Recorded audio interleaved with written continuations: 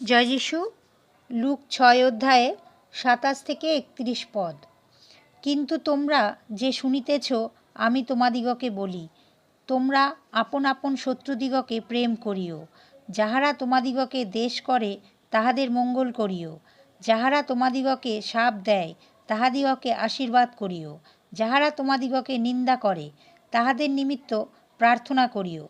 যে তোমার এক গালে চড় মারে তাহার দিকে অন্য গালেও পাতিয়া দিও, এবং যে তোমার চোগা তুলিয়া লয় তাহাকে আংরাক্ষাটিও লইতে বারণ করিও না।